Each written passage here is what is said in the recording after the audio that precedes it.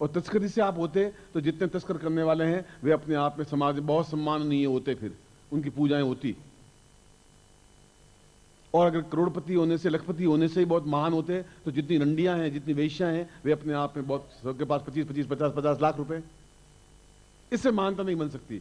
आप में कुछ हौसला, आप में क्षमता है। इसलिए जब शंकराचार्य ने कहा कि गुरुदेव मुझे एक ही इच्छा है, गुरुदेव ने कहा कि तुम्हें बौद्ध धर्म को अपने आप में, इस हिंदुत्व को खत्म हो जाएगा, कायर हो जाएंगे, बुज़दिल हो जाएंगे, भविष्य को देख रहा था, और तुम मेरे अकेले शिष्य हो।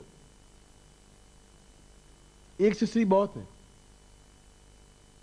रामकृष्ण परमहंस के पास में एक शिष्य विवेकानंद ही था, बहुत था। एक ने ही रामकृष्ण परमहंस को अपने आप में उच्च कोटि का पहुंचा दिया। उस गोविंद पादाचार्य के पास एक ही शिष्य था, शंकराचार्य। उसको कहा कि बस तुम एक ही बहुत हो, हजारों की भीड़ की मुझे जरूरत है ही नहीं। मगर इस अंधकार को मत होने देना, रोशनी बिखेर देना। ये जो कायरता, इस कायरता को तुम्हें मिटाना है। उसने कहा मैं कैसे कर पाऊंगा? उसने कहा कि मैं तुम्हें राज्याभिषेक दीक्षा दूंगा, क्योंकि मैं दे सकता हूं। उस गोविंद पादाचार्य ने कहा इसलिए दे सकता हूं कि मेरे प्राणों में वह शक्ति, वह तपस्या का अंश है, और बिना तपस्या के अंश से वह नहीं दे सकता। तपस्या का अंश है तो ही दे पाऊंगा, क्योंकि मैंने जीवन भर तपस्या की है, साधना की है, मंत्र जाप किया है। मैंने गेहूं बोए हैं और मुझे मालूम है कि उगेंगे। ये गुलाब का पौधा बोया है तो गुलाब उगेगा ही उगेगा। और मैं तुम्हें अगर भेजूंगा तो सर्वशक्तिमान बन करके भेजूंगा, इतना कायरता से नहीं भेजूंगा, किसी साथ पराजित होकर नहीं भेजूंगा।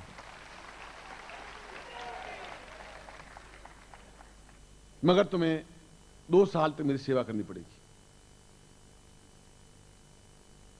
क्योंकि बिना सेवा के मैं तुम्हें राज्याभिषेक नहीं कर सकता। शास्त्र में प्रमाण है, शास्त्र में वचन है। उन्होंने कहा महाराज आपकी जैसी इच्छा, मगर 2 साल में तो ये पंजे और बहुत फैल जाएंगे। उसने कहा मैं मर्यादाहीन काम नहीं कर सकता। मर्यादा यह है कि शिष्य गुरु की सेवा करे। वह सेवा उस समय ऐसा था कि लंगोट धोनी गुरु की, उनके आंगन लीपना, उनका पोतना, वो वृद्ध हो गए उनको तेल लगाना, उनको स्नान करवाना, उसमें वह जरूरत थी। आज युग बदल गया है, एक मंदिर बने, एक आश्रम बने, एक अस्पताल बने, श्रम के अर्थ बदल गए। बस चीज यह है कि मैं 2 साल तक तुम पहले मेरे लंगोट धोगे, सेवा करोगे, तब राज्याभिषेक दीक्षा दे सकता हूं, तभी सार्थक हो सकती है, अंतर सार्थक नहीं हो सकती। ये मैं शंकर भाष्य की बात कह रहा हूं जो शंकराचार्य ने अपने शंकर भाष्य में कही है, और ग्रंथ है, आप पढ़ लें अगर उसका अर्थ समझते हो तो। बस शंकर भाष्य का अर्थ लोग समझे ही नहीं, समझ ही नहीं पाए, समझ भी नहीं पाएंगे। वो तब समझ पाएंगे जिसके अंदर शंकराचार्य का मूर्तिमंत स्वरूप होगा। उसने कहा कि उसके माध्यम से 6 चीजें प्राप्त होती हैं अनायास। और पहली चीज है शेर के समान दहाड़ते हुए प्रत्येक क्षेत्र में विजयी होना। प्रत्येक क्षेत्र में शेर के समान दहाड़ते हुए, गियाते हुए नहीं कि 1 दिन की छुट्टी दे दीजिए, नो अभी छुट्टी ली थी 2 दिन पहले, get out, please sit down. और तुम सोचे साला 1 तारीख को जाना है, छुट्टी दे ही नहीं रहा, साला राक्षस ब्रह्म राक्षस बैठा है कुर्सी पर, क्या करे साला, बहुत दुखी है। शेर के समान दहाड़ते हुए, आपको छुट्टी देनी है, रात में देनी है, मुझे जाना है, बस शेर के बनाते हुए। क्योंकि उसकी अपेक्षा आपके पास मैं उस राज्याभिषेक को दे रहा हूं, इसलिए आप एक्सपेरिमेंट करके देख लें। आपसे मैं अभी 2 महीने 4 महीने बाद कहीं ना कहीं मिलूंगा ही जरूर। अभी 14-15 तारीख को भोपाल में शिविर होगा, या 21 अप्रैल को भोपाल में शिविर होगा, आप आ जाना। अभी बनारस में शिविर होगा, भगवान विश्वनाथ की नगरी में आप आ जाना, आप खुद देखेंगे। इस बार आप कहेंगे मुझे जाना है, वो कहेंगे अच्छी ऑलराइट आप जाइए, बस तनख्वाह भी दे दूंगा। आप देख लेना, ये एक्सपेरिमेंट करके देख लेना।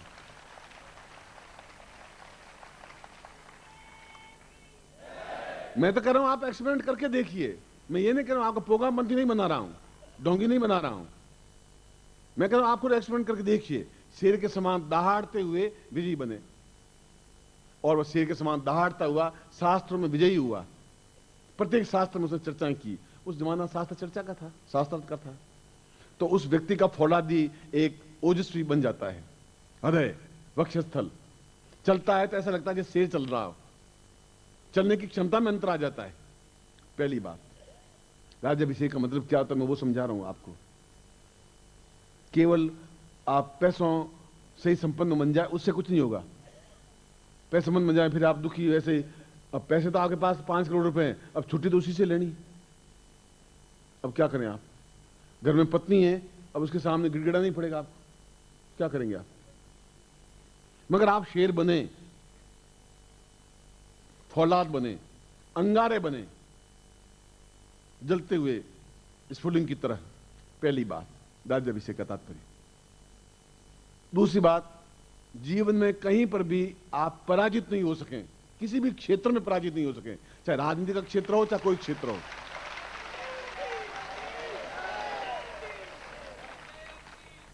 आज के बाद में आपके कहीं पर भी डायरी में पराजय शब्द लिखा हुआ तो काट लेना। You done again and you will be get success.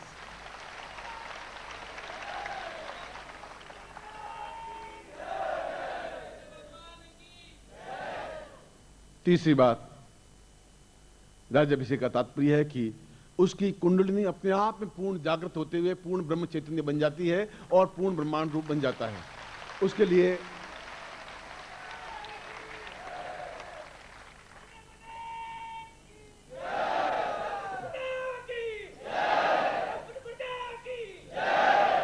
राज्याभिषेक का तात्पर्य यह है कि अपने आप में कुंडली जागृत हो, अपने आप में पूर्ण चैतन्य बने और शरीर का रोम रोम चैतन्य बने।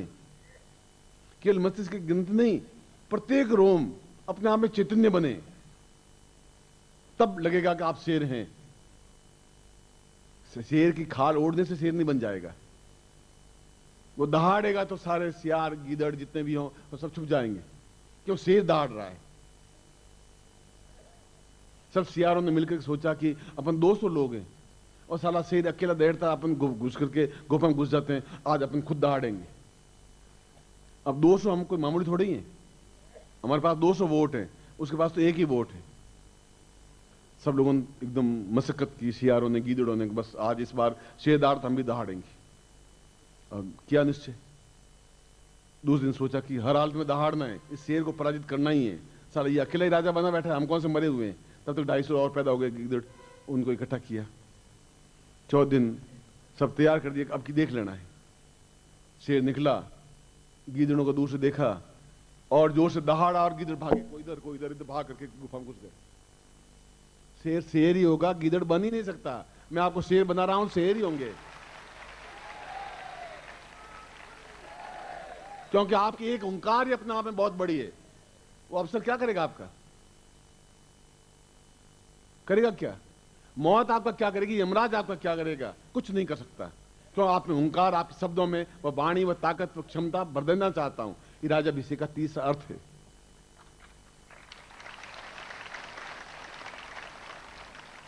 और राज्याभिषेक का चौथा अर्थ है कि आपके चेहरे पर नहीं, पूरे शरीर में अपने आप एक सम्मोहन आए, एक वशीकरण आए, एक चुंबक आए। आप किसी को देखें और खिंचा हुआ चला आए। और वह तभी हो सकता है, अभी तो आप किसी कहें कोई माने नहीं माने, घर के लड़के नहीं मानते, पति नहीं मानता, पत्नी नहीं मानते, पड़ोसी नहीं मानते, आप कहें कुछ वो करे कुछ, क्योंकि आपके चेहरे पर चुंबकत्व तो है ही नहीं, आकर्षण नहीं है। आपके चेहरे पर नहीं, पूरे शरीर में इतना आकर्षण हो कि कृष्ण के शरीर में पूरा चुंबकत्व था।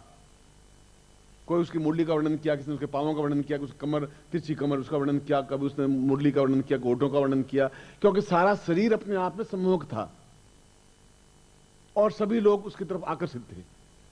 गोपिकाएं भी, उनकी माएं भी, उनके बाप भी, उनके ननद भी, और वहां के सरपंच भी और शत्रु भी, सभी खिंचे हुए उसके पास चले आते थे। क्या थी उस कृष्ण में? इसलिए कि उन्होंने राज्याभिषेक दीक्षा ली थी, अपने आप में चुंबकत्व था। और आपके पूरे शरीर में चुंबकत्व हो कि पूरा जो भी आपका समुदाय है, जो भी आपका परिवेश है, जहां परिचित है, वो आपके एक तरह से आपके चरणों में ही रहे, आपके ऊपर हावी नहीं हो सके। ये इसका चौथा अर्थ है।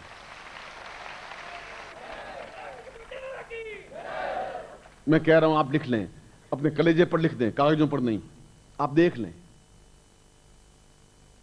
पांचवां राज्याभिषेक का तात्पर्य है कि हम जीवन में किसी भी प्रकार से रोग से ग्रस्त नहीं हो, मानसिक, शारीरिक, दैविक, दैहिक और भौतिक। दैविक, दैहिक, भौतिक तापा तुलसीदास कह गए। या शरीर बीमार होगा, डायबिटीज होगी, ब्लड प्रेशर होगा, सिर दर्द करेगा, आंखें दर्द करेगी, कलेजा धक धक करेगा, कभी क्या करेगा, कभी अजीर्ण हो जाएगा, कभी अपच हो जाएगा, कभी आप बीमार पड़ रहे हैं, कभी पत्नी बीमार पड़ रही है और आप दवाएं ला रहे हैं, डॉक्टर का नुस्खा बता रहे हैं, चल रहा है। आप कर क्या पाएंगे? आप बीमार होंगे तो मैं आपको राजा कैसे बनाऊंगा, क्या बनाऊंगा? आप तो रोगी बना दूंगा आपको। रोग आपको मिटाना मेरे जरूरी है, फिर आप शेर बनेंगे कैसे? शेर बुढ़ा हो जाता है, वृद्ध हो जाता है, चलने की क्षमता नहीं होती है, तो भी झाड़ियों में दुबका वो रहता है, पर शेरनी मार करके शिकार लाती है, वो नहीं खाता है। खुद झपट्टा मार करके हिरण को और खुद खाता है, मरा हुआ जानवर नहीं खाता वो, क्यों? शेर है वो।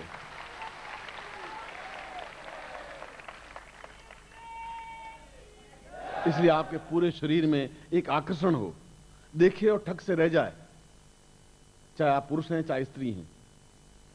सामने वाला एकदम से लगे कि ये कुछ है, कुछ पर्सनैलिटी है,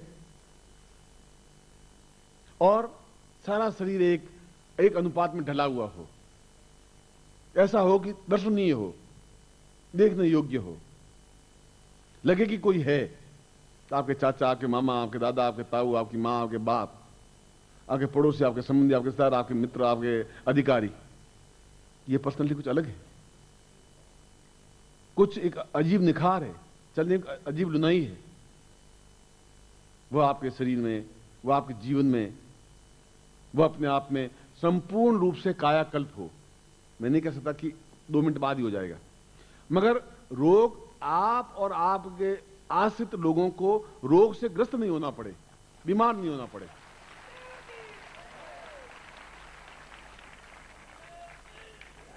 और छठा राज्याभिषेक का तात्पर्य है कि जीवन में जो कुछ आप प्राप्त करना चाहें, जिस रूप में प्राप्त करना चाहें, वो आपको प्राप्त हो ही, चाहे वो देवता दें चाहे कोई भी दे।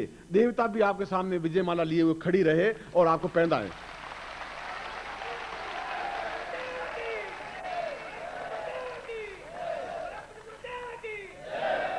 आपने राज्य का मतलब है राजा समझ लिया।